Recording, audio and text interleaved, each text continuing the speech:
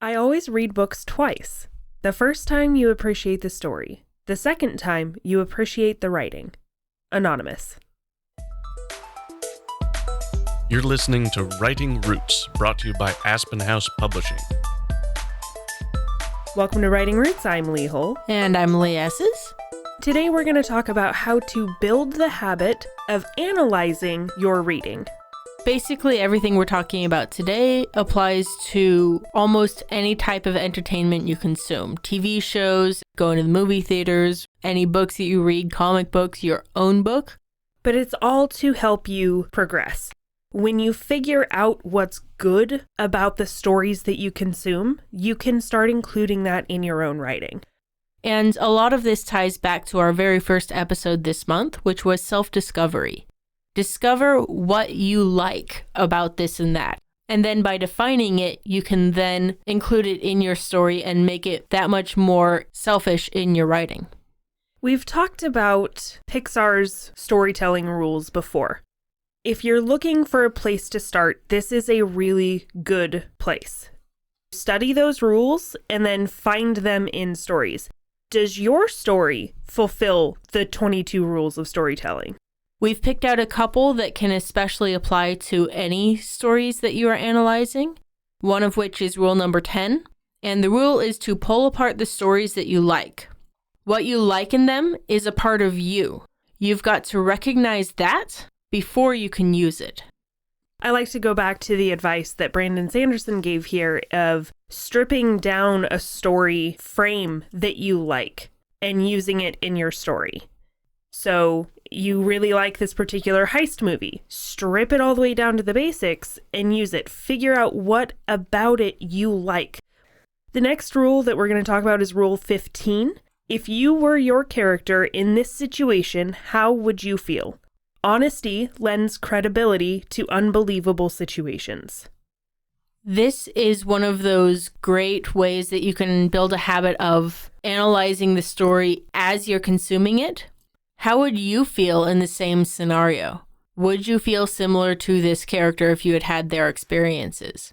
Because that honesty is what's important in understanding not only the character, but the story as a whole. And when you apply it to your writing, it means that your characters have honest reactions to their situations. You're not driving them because you need this particular reaction for this particular plot point. And this next rule that we're going to talk about is the main reason how I ended up putting the 22 rules of storytelling in the notes for this episode. Rule 20 is to do this exercise. Take apart the building blocks of a movie you dislike. How do you rearrange them into something that you do like? So in the last couple of months, I have taken part in a book club, and I've really tried to expand my reading to read a lot more independent books. And it's led me to reading some pretty awful stories. But I kept going because I knew I could learn from it. I did this exercise of, okay, there are pieces in here I like, but how would I change it? How would I reinvent this story so that it's something I would like? And it has great potential if a few key things were changed along the way. And while it's not entirely what got me writing my story, I did use some of those elements that I learned of this is how I would have fixed this to influence my current work in progress. And for me, I feel like the word in this rule, rearrange, is key. A lot of bad storytelling isn't that the concept is bad. Sometimes it is. But more often than not, your story is starting in the wrong place. You're introducing bits of information too early or too late. Your story is confusing because it's arranged strangely. And if your story is confusing, that's a surefire way to lose your audience. And once you learn to recognize how things and when things are out of place in other books, it becomes easier to recognize it in your own. And that leads us to our next big point, is to analyze anything and everything you consume. It doesn't have to directly relate to what you're writing or what you're working on. I was watching Downton Abbey. I didn't watch it when it was big, so it's just a recent kind of thing for me getting into it. And one of the things that really stuck out to me was the writing and how they would have scenes where it would be so easy to repeat information that had already been told to the audience. And they never did. They would start and then they would cut away to a different scene and then we would see the aftermath of the reveal. I'm like, this is what authors need to apply to their stories because we don't need the repeat information. We saw it happen. We don't need the explanation of it. It was just one of those things that really hit me because it was really apparent in Downton Abbey and how they told the story. But Downton Abbey has zero relevance to the stories I tell. I'm never going to write a 1920s upper class English fiction. Ever. But you can still learn from it. By consuming it and then analyzing it afterward, you learn from it. And I do want to emphasize that analyzing it comes after. Just like our opener said, the first time through, let yourself be an audience member. Let yourself enjoy it.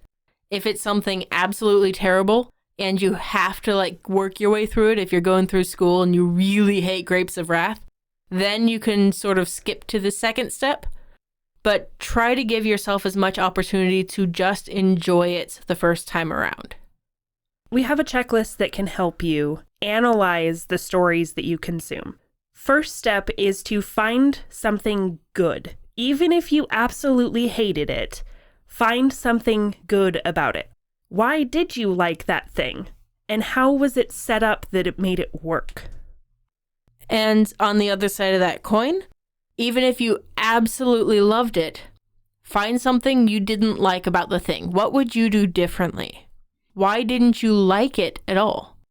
I just recently finished working my way through the second season of The Witcher, and there were some great moments in there that I really enjoyed, and some moments where I decided this was a good opportunity to get up and refill my drink. They seriously needed to lengthen out those fight scenes. I missed the fights. And lengthen out Jaskier's hair, just saying. Oh no, Jaskier's hair.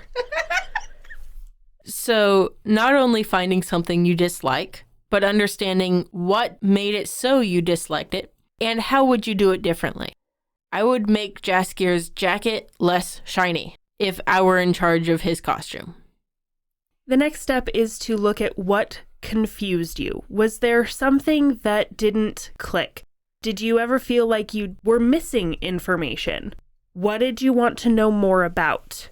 Those kinds of things, if you're looking for that, likely your readers will be looking for that too. And as you're reading through it the second time around, what do you skim? What bores you? What should be cut down or cut out? Because oftentimes it's that superfluous exposition. Those paragraphs of, oh yeah, I already know this information, so I, as the author, can skim this. Your readers don't get to do that. So don't create shortcuts for yourself where they don't get any. And then repeat all of these steps as necessary as you consume different kinds of media, as you consume the same kind of media more than once. However you do it, keep analyzing whatever stories you consume.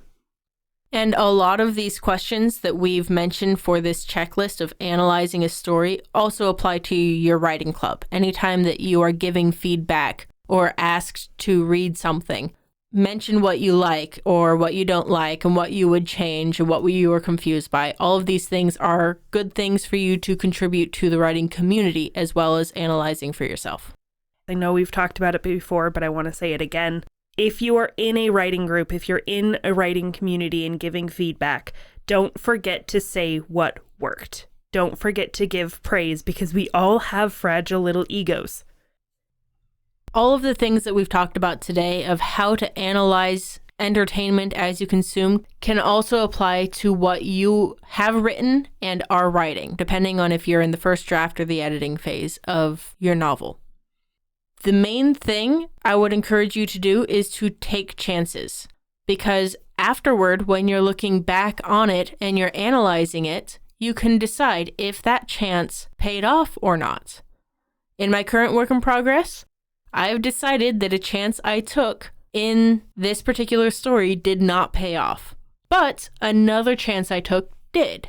So I know in the next novel I write after this, do this, not that, because I'm able to analyze it. Taking chances gives you the opportunity to analyze more effectively. The biggest step, the biggest help in improving your writing is taking a step back when you're done and looking at what you enjoyed most about writing the book. What process did you like? Did you like creating a magic system, or did you really like diving into the character stories? Whatever that is, keep doing that, because that will help you keep your passion for writing alive. So for the next 21 days, I want you to think about every bit of entertainment that you consume.